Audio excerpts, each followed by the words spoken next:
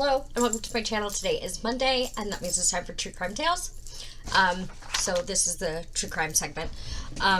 You can see that I'm doing Halloween makeup now because it's October. So this is Pennywise, or my version of Pennywise, to the best of my ability. Don't make comments on the makeup. I'm self-taught. I do my best. It's never going to be perfect, but it's fun.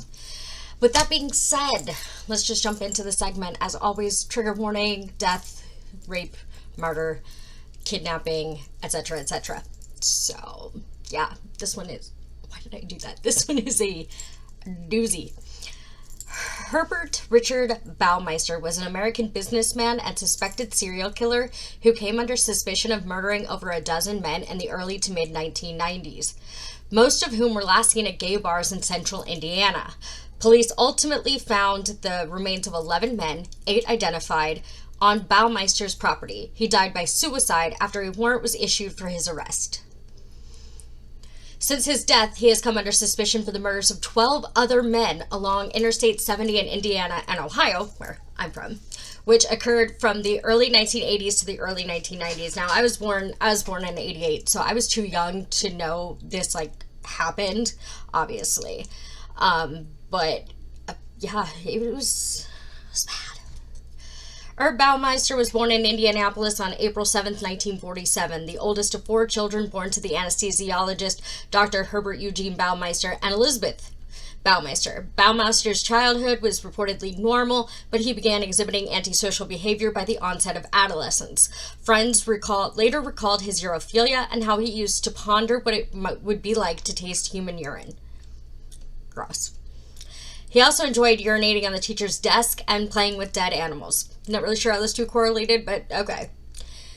In his teens, Baumeister's behavior caused his father to have him submit to mental examinations. He was subsequently diagnosed with paranoid schizophrenia and antisocial personality disorder, but did not receive further psychiatric treatment.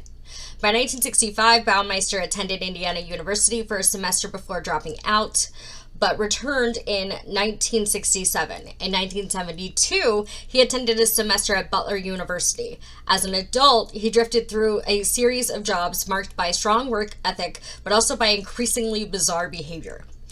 Baumeister married Julie Sadier in November 1971, a union that produced 3 children. Sadier later said that they had been sexually intimate only 6 times in over 25 years of marriage, and that she never saw her husband completely nude. 6 months after his marriage, Baumeister was committed to a psychiatric hospital by his father for 2 months. His wife said that he was hurting and needed help. Baumeister eventually founded the successful Save-A-Lot thrift store chain in Indianapolis in 1988. The I-70 Strangler is the nickname of an unidentified American serial killer who killed at least 11 young boys and adult men in Indiana and Ohio between June 1980 and October 1991, dumping their bodies near Interstate 70. The killer met his victims in popular gay bars and other similar establishments within a 4-block radius in Indianapolis. All of the victims were later found naked or partially clothed near Interstate 70, often dumped in rivers, streams, and ditches in the rural countryside. Each had been strangled to death. Though officially unsolved, law enforcement officially named Baumeister as a prime suspect in the case in April 1999. According to investigators, bodies related to the Strangler case stopped being found in 1991 after Baumeister purchased Fox Hollow Farm, which he would use as a burial site for his subsequent victims.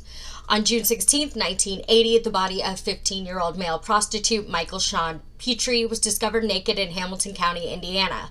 Petrie, who spent most of his time around Indianapolis's gay bars, was reported missing on June 7th, but was observed 3 days later in different parts of the city riding along in a stranger's car. The cause of death was established as strangulation. No traces of drugs or alcohol were found in his blood.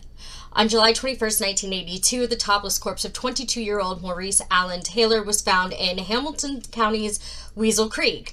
While his cause of death was not sufficiently established, law enforcement suspected that he had been strangled. Taylor was a vagrant who lived in the boiler room of an Indianapolis apartment complex and offered sexual services around gay bars. On October 3, 1982, 14-year-old Delvoyd Lee Baker was found semi-nude near a river in Hamilton County. While investigating his death, authorities located witnesses who stated that Baker was last seen on the evening of October 2nd in downtown Indianapolis climbing into a blue van driven by a young white man with a busy mustache. Bushy mustache? Sorry.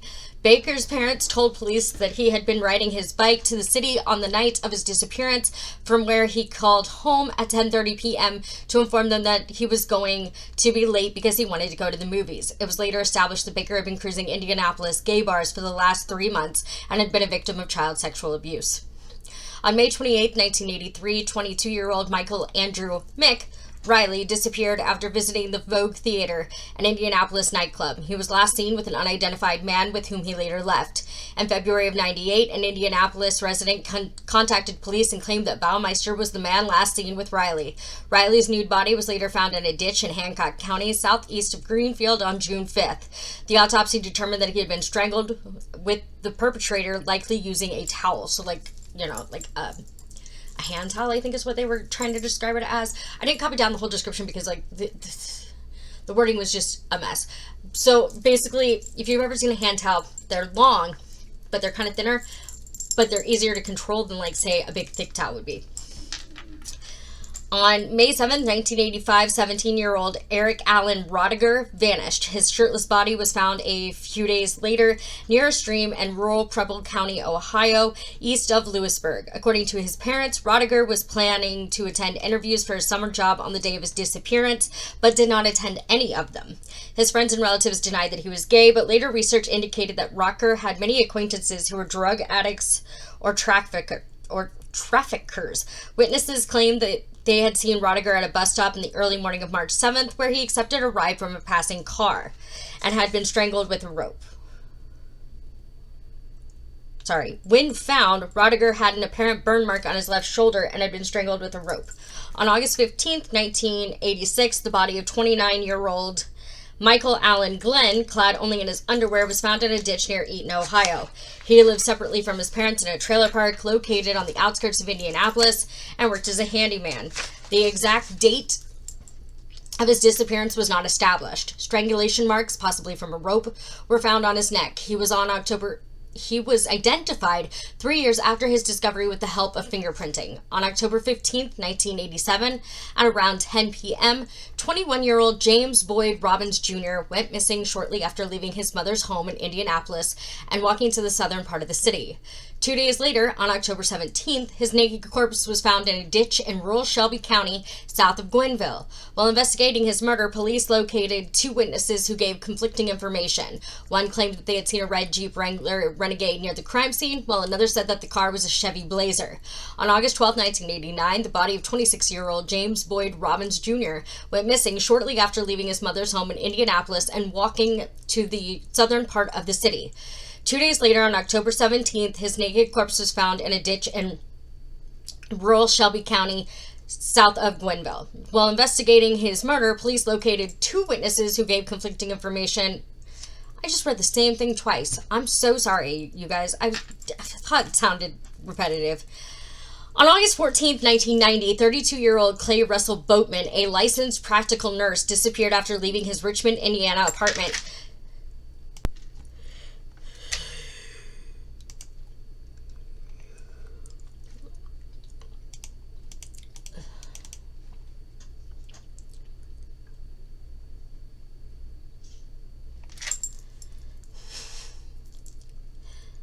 To visit Our Place, a local gay bar. His body, showing signs of strangulation, was later found in a ditch by a group of children near Eaton, Ohio.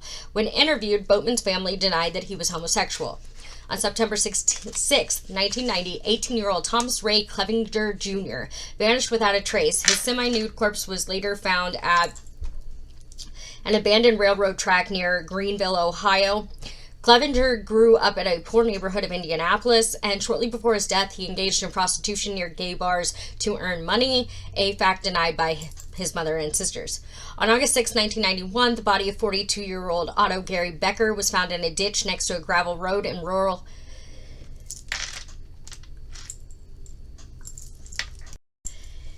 In rural Henry County, Indiana, while investigating his murder, police identified several witnesses who claimed to have seen Becker in a car with another male driving north on Interstate 465 near Indianapolis.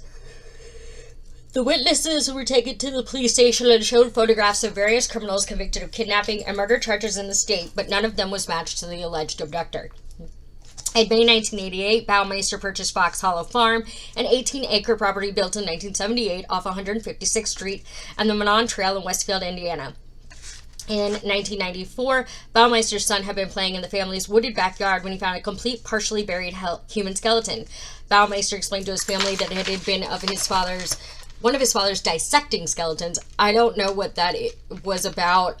It really didn't go into any detail about it. I don't know why he was dissecting skeletons, but that's what he was claiming it was. He had stored it in their garage before eventually burying it again in the garden. On June 24th, 1996, investigators recovered human bone fragments belonging to at least 11 people buried in the woods at the Fox Hollow Farm. A new search on December 4th, 2022, found one bone and identified 20 additional locations where more may be buried. Only 10 victims whose killings were directly linked to Baumeister have been identified since the initial discovery. 3 additional remains are still unidentified, although they are all believed to be male and to have been victims of homicide. The Hamilton County Coroner's Office has appealed to the public, requesting anyone with missing family members from the mid-1980s to mid-90s in the Indianapolis area to complete a DNA test in an effort to help identify the victims' remains. As of January 2024, forensic experts continue working in an effort to identify nearly 10,000 portions of human remains recovered from an unknown number of victims at Fox Hollow Farm. John Lee Johnny Bayer, age 20, went missing on May 28th of 93. Jeffrey Allen Jeff Jones, 31, went missing on July 6th of 93. Richard Douglas Hamilton Jr., 20, went missing on July 31st of 93. Alan Lee Livingston, 27, went missing on August 6th of 93. His remains were recovered in the initial search of the farm in 96, but remained unidentified until October of 2023, so not that long ago. He was the first victim to be identified following Hamilton County's new effort to identify more than 10,000 pieces of human remains. Daniel Thomas Halloran, 21 or 22, went missing sometime after March of 94, identified in 2025, so this year, it's only October, so this year, by forensic genetic genealogy. Steve Sperlin Hale, 28, went missing on April 1st of 94. Alan Wayne Broussard, 28, went missing on June 6th of 94. Roger Allen Goodlett, 33, went missing on July 22nd, 1994. Michael Frederick Mike Kern, 45, last seen on March 31st of 95. Manuel Resendez, 34, last seen at a gay bar in downtown Indianapolis on August 6, 1993, the same date that Livingston disappeared. In January 2024,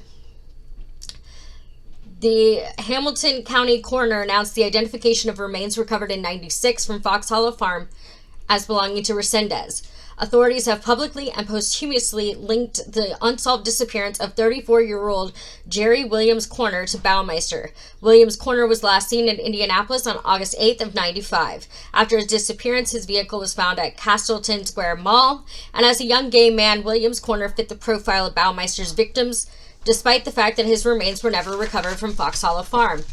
By the early 90s, investigators with the Marion County Sheriff's Department and the Indianapolis Police Department began investigating the disappearances of gay men of similar age, height, and weight in the Indianapolis area. In 94, they were contacted by a man named Tony Harris, who claimed that a gay bar patron, calling himself Brian Smart, had likely killed Harris's friend Roger Goodlett.